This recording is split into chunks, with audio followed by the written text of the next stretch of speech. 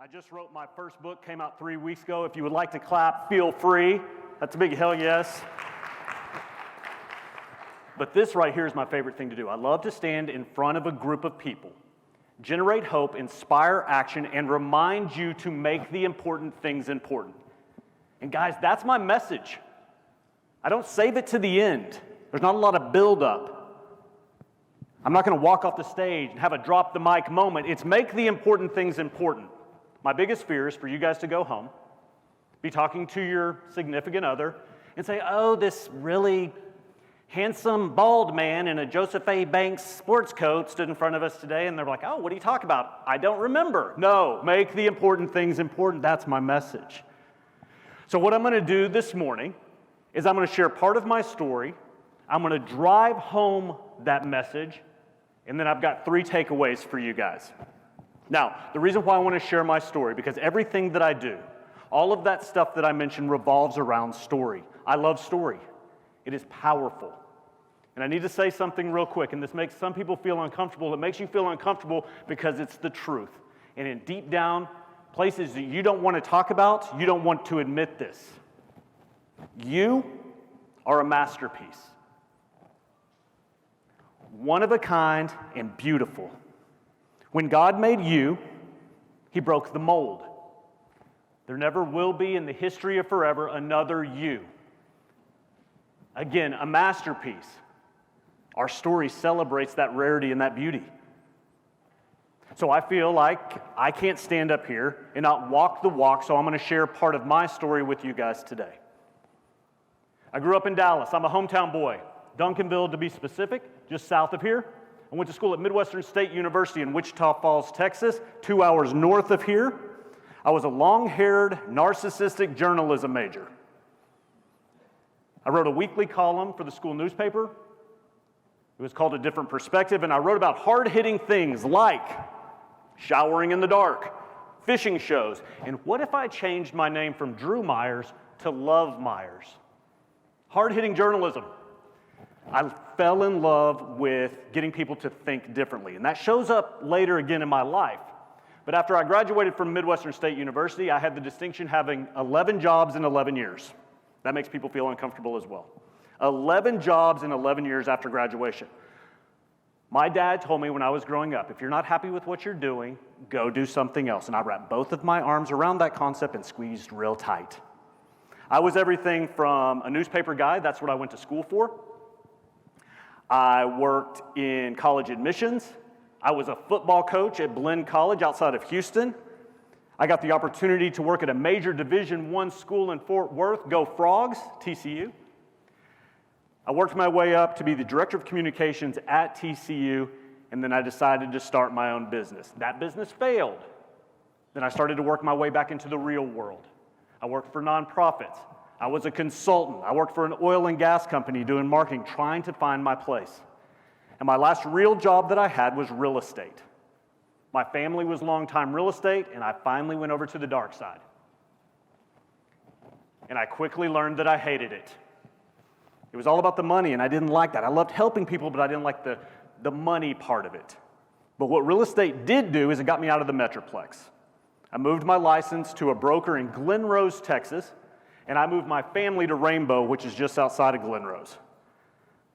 I was tired of the rat race. I wanted country living, and that's where we live today.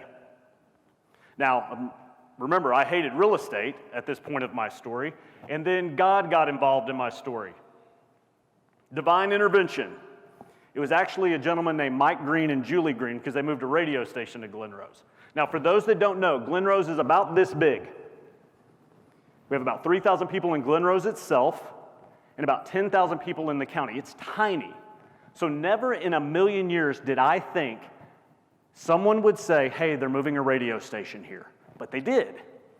My broker says, I want you to go to lunch with Mike and Julie, the radio people. Got it. I think he wanted me to sell them a house. They offered me a job. We're at the Green Pickle, Glen Rose, Texas. I told them my background, 11 jobs in 11 years, and told them about journalism and sports. And Mike Greene asked me right there, he goes, do you want to do our news and sports on our morning show? And I swear to God, he did not finish asking the question. I was like, I want some of that. Give me that. So the plan was I'd get there between 4:45 and 5 o'clock. I'd get the news and sports ready for the radio show. We'd go on at 6, be done at 9, and then I'd go to the real estate office. The problem was I never left the radio station. I loved it. I just loved the energy that was there. Not that there was a lot going on, but I just loved the possibility of something cool happening. After one of our morning shows, Mike and Julie asked me to stay afterwards. I thought I was getting fired, I swear. They said, "You're always here." And I said, "I know." And they said, "We can't pay you any more money." And they weren't paying me that much money to begin with. And I said, "That's okay, you don't have to." I said, "Give me my own show." And Mike looks at me and he said, "What would your show be about?" Now I need to pause the story real quick and rewind. 11 jobs in 11 years. During that stretch, I started to write again. I wrote a blog. It was initially called Fire in Motion. I changed it to Defining Audacity. That's my overall brand right now. Everything that I do falls under that brand. And I wrote about things that I knew. I wrote about being newly married. I wrote about my dog. I wrote about running. I wrote about the Texas Rangers and Texas country music. And I swear to God, 3 people read my blog. My mom, one of my sisters, not even both of my sisters, one of my sisters, and a girl named Amy Bennett. And Amy Bennett changed the trajectory of my life.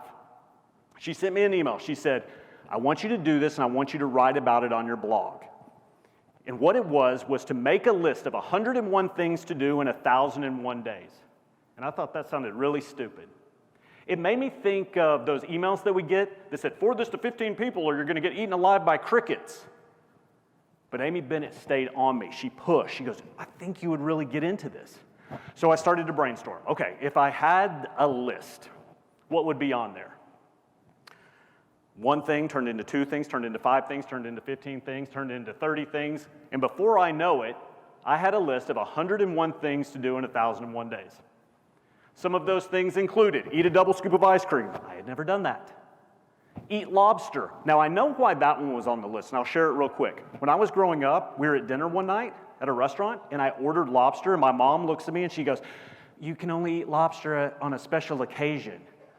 Well, I guess there was never a special enough occasion the rest of my life, so I never ate lobster, so I put that on my list. Those were some little things. Big things. I wanted to throw out the first pitch at a Major League Baseball game. I wanted to summit a 14,000-foot mountain in Colorado. I wanted to go skydiving. So that's a snapshot of what this list was. So then I started to go out and mark these things off, and then I would write about it on the blog, and people started to pay attention. More than those 3 people started to read my blog. And the cool part of the story is people started making lists of their own. They would send me their list. They would tell me stories about marking stuff off their list. And right in the middle of all of that, I turned my life list, I call it life list instead of bucket list. Put an emphasis on the life, not the death, right? The definition of a bucket list are things you want to do before you kick the bucket, and we all think we're going to live forever. So I call it a life list. It also includes those little things that I mentioned. So I turned my life list into a gigantic thank you note to God. I've lived a blessed life, and I wasn't going to thank Him by binge watching Netflix all day, every day. I wanted to live life. So when Mike Greene, owner of 95.3 KOME, where country and rock come together, asked me what my show was going to be about, that's what it was going to be about. It was going to be about goals, dreams, and aspirations. I wanted to bring on pro athletes and singer-songwriters on the Texas music scene and authors and talk about their story, but then ask every single one of them if they had a life list or bucket list. So that's what I did. That was my show, and I fell in love with it. I met some awesome people. So you have to be wondering, your messages make the important things important, remember? Well, my message has evolved. Make the important things important. I still say live on purpose. I still say stop saying I'll do it tomorrow. I still say put your goals, dreams, and aspirations in the spotlight, but it all falls under an umbrella of make the important things important. And what I love about that charge is that's different for every single person in this audience. You have to decide what's important to you and put an emphasis on that. So we're going to do something real quick. This may be awkward for some of you, but it's only weird if you make it weird. 15 seconds, you're going to close your eyes, and you're going to think, rapid fire, of the important things in your life. Close your eyes. Nobody's going to steal your swag bag. Come on.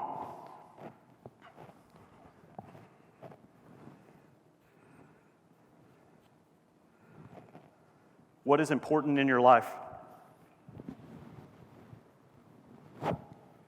Okay, open your eyes.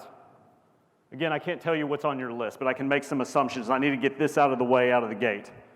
Raise your hand just real quick. It's the only time I'm going to call you out.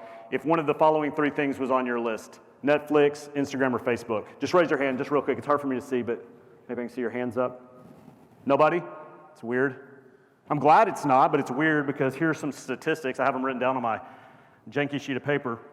The average American spends 2.2 hours a day on social media. That's 804 hours a year. That comes to 33 days, full days of social media.